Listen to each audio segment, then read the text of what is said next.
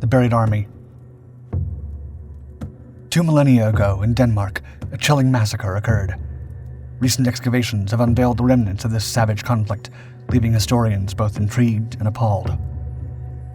Recent publications detail an archaeological dig at a site named the Meadows on Alken. The report's ominous title alludes to a, quote, martial event and post-battle corpse manipulation.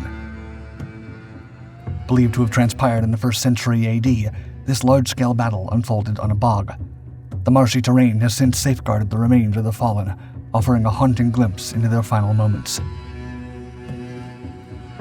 Despite the challenging waterlogged conditions, archaeologists have unearthed over 200 skeletons. Each skeleton tells a grim story, and many more are suspected to lie beneath. A meticulous study of the remains suggests that many combatants were novices in warfare. This is evidenced by a scarcity of healed injuries, and the startling revelation that some fighters were mere teenagers, as young as 13. Current theories suggest that the skirmish was primarily among the region's Germanic tribes, with the encroaching Romans likely not involved. Yet, what's profoundly unsettling is the post-battle treatment of the fallen. Evident marks on the bones indicate that the deceased were left exposed for 6 months to a year, subjected to the ravages of wildlife. The dead were stripped, their limbs grotesquely rearranged, skulls shattered, and joints dislocated, all post-mortem. Some bones were severed and mounted as stakes. The absence of weapons and the altered positioning of the remains hint at a deliberate relocation. Scholars speculate that this macabre post-battle ritual might relate to claiming the spoils of war, or perhaps a ceremonial cleansing of the battlefield. While excavations continue, it is estimated that up to 1,000 bodies may still be buried beneath the Meadows on Alken. Before we delve deeper, I want to tell you a little bit more about today's sponsor, ExpressVPN, and one of my secrets to access great content from around the world. Imagine traveling back in time and having access to the vast knowledge of the Great Library of Alexandria. But when you visit, they don't allow you past the lobby. That's the experience of using Netflix without ExpressVPN. While Netflix boasts a vast array of shows and movies, not all are available in every geographical location. You'll see different content depending on where you live, essentially leaving you stuck in the lobby of your home country while there's a whole library left to explore. That also means you're paying for a full subscription, but only accessing a fraction of their library. Enter ExpressVPN. With their service, you can change your geographical location and unlock thousands of movies and shows previously out of reach. With servers in 94 countries and lightning-fast speeds, you can stream in HD with zero buffering. For instance, I recently connected to a UK server to watch one of my favorite historical epics, Gladiator, which isn't available in my region. And thanks to online tools, I can determine exactly which server I want to connect to for the content I want. ExpressVPN is a tool I genuinely rely on. It not only safeguards my data, but also ensures I get the most out of online streaming services. Find out how you can get 3 months of ExpressVPN for free by visiting expressvpn.com/dark5 or by clicking the link in the description down below. Thanks again to ExpressVPN for sponsoring this video. Maquahuitl. The Maquahuitl stands out as one of the most unique and formidable weapons of ancient times. It was a wooden club, but what made it truly fearsome were the shard-like obsidian blades embedded into its end.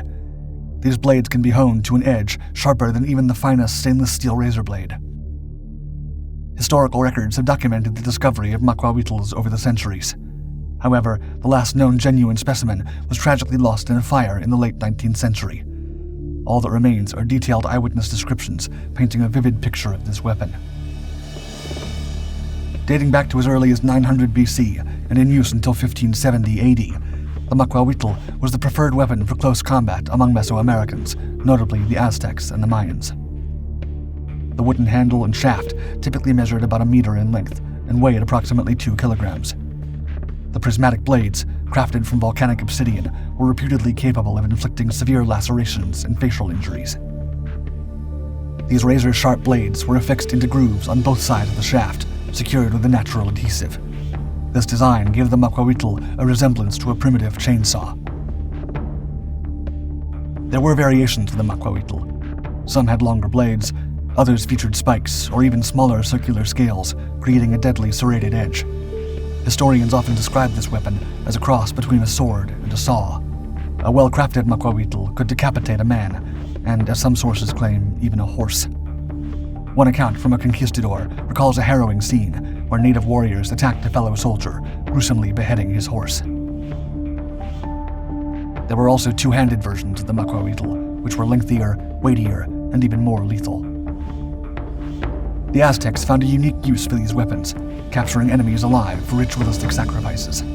Some maquahuitls had shorter protruding blades, ensuring wounds weren't too deep, thus keeping victims alive longer. While many replicas exist today, the last genuine maquahuitl was housed in Madrid's Royal Armory until a fire in 1884 destroyed it, along with the last known tepos tepili, an Aztec spear variant.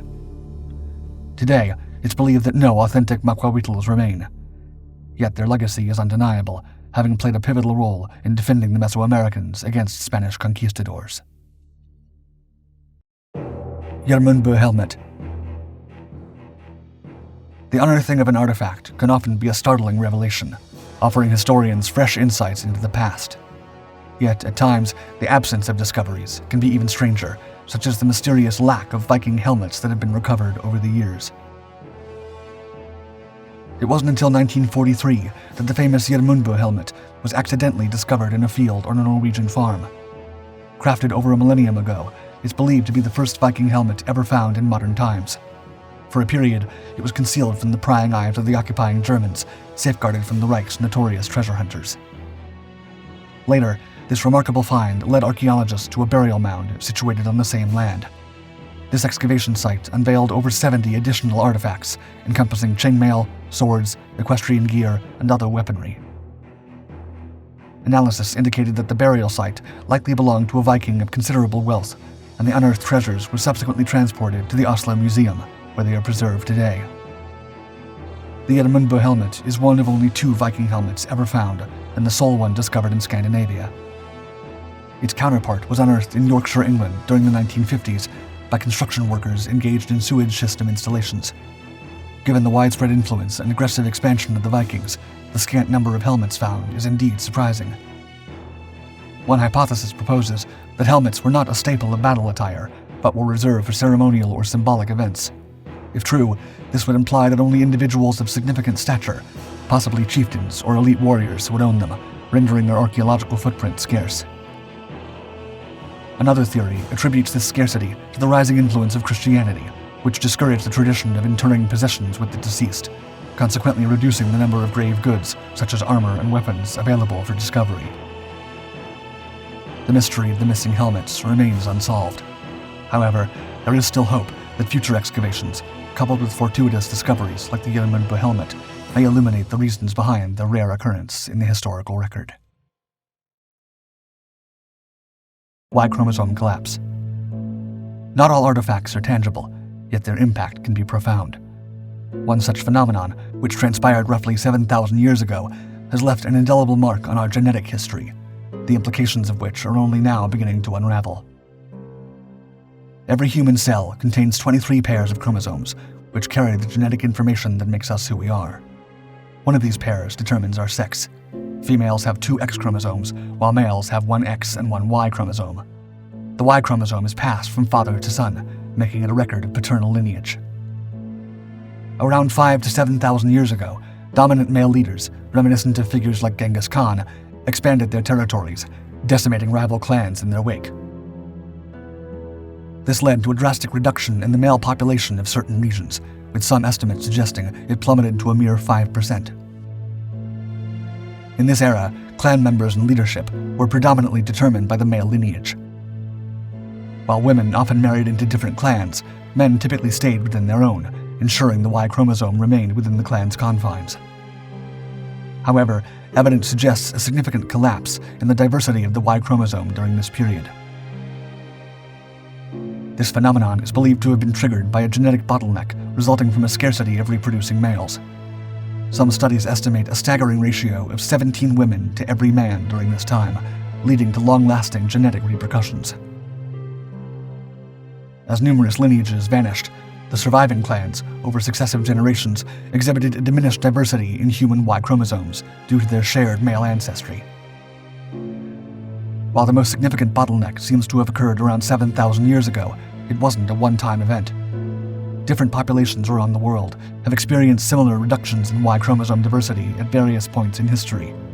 This suggests that clan warfare was a widespread phenomenon, affecting societies from different continents and cultures. This intriguing genetic anomaly was only identified in 2015, and has since been termed the Neolithic Y chromosome bottleneck. It serves as a genetic scar, evidence of the brutal clan warfare that once shaped human societies. Meteor arrows. In the late 19th century, an arrowhead was discovered at a Bronze Age dwelling in Murgen, Switzerland. For years, this 3,000-year-old artifact was housed in the Bern Historical Museum, believed to be just another ancient arrowhead.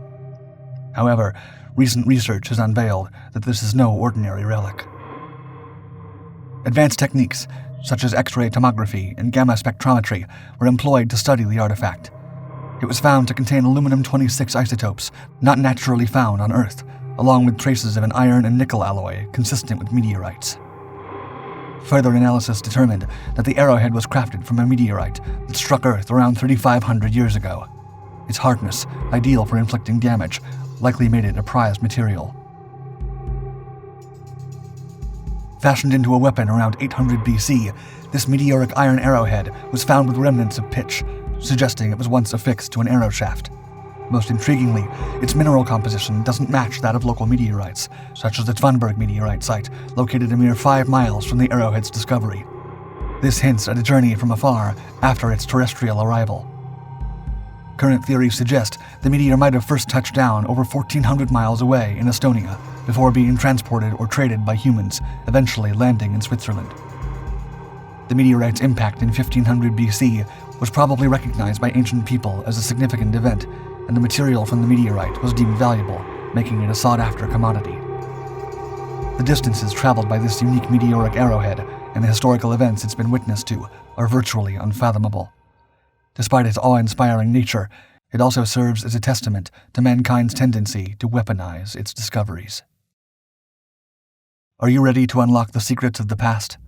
Subscribe now to Dark Five's brand new Ancient Mysteries channel, and embark on a journey to uncover the most enigmatic and awe-inspiring mysteries of ancient times. Leave a comment if there are any ancient mysteries you want us to explore in upcoming videos.